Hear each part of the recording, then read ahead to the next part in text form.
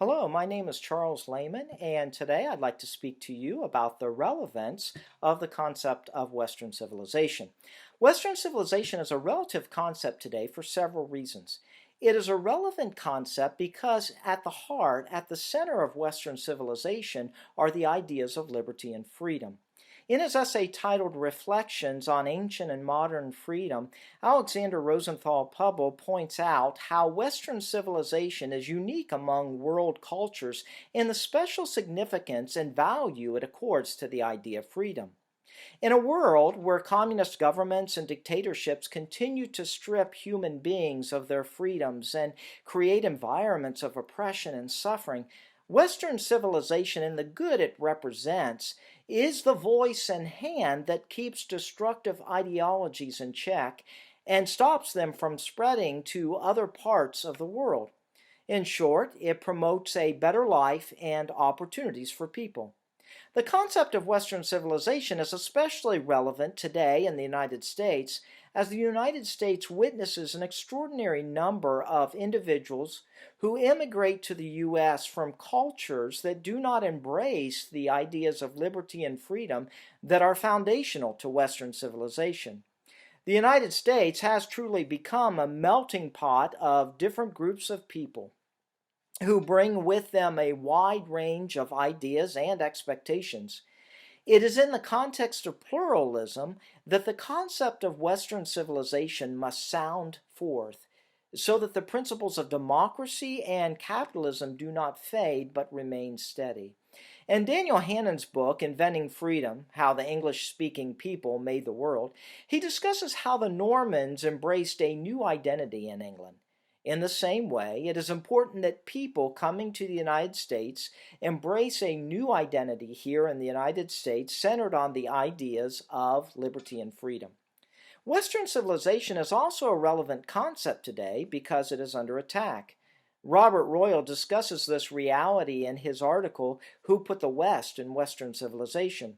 According to Royal, many individuals and groups dominant in our society identify Western civilization with racism, slavery, imperialism, colonialism, sexism, environmental destruction, and other equally repulsive traits. Even more troubling, they do so without much acquaintance with the rich, varied, open, and questing nature of what is best about the West.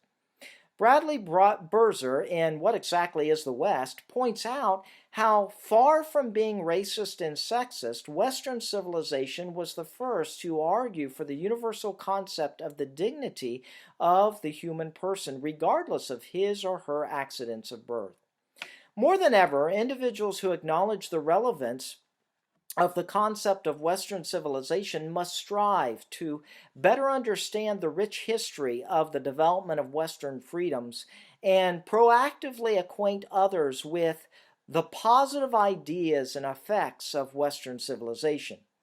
If the adherers to the concept of Western civilization remain silent, the risk of individuals and groups delegating liberty and freedom to a secondary or tertiary level of importance in society remains a feasible alternative. Finally, Western civilization is a relevant concept today in countering pervasive relativism.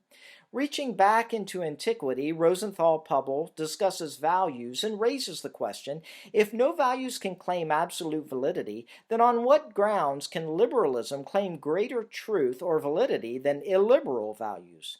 If the notion of the good is entirely relative, then there is no foundation to the claim that liberalism is the best form of governance or that free societies, however defined, are in any sense superior to unfree societies. According to Rosenthal Pubble, relativism is the true source of the totalitarian temptation in modernity. To counter relativism and propagate the concept of Western civilization, it is critical that adherers to the Western civilization ideas of liberty and freedom highlight those values that intellectuals have identified throughout the development of the West. Thank you very much.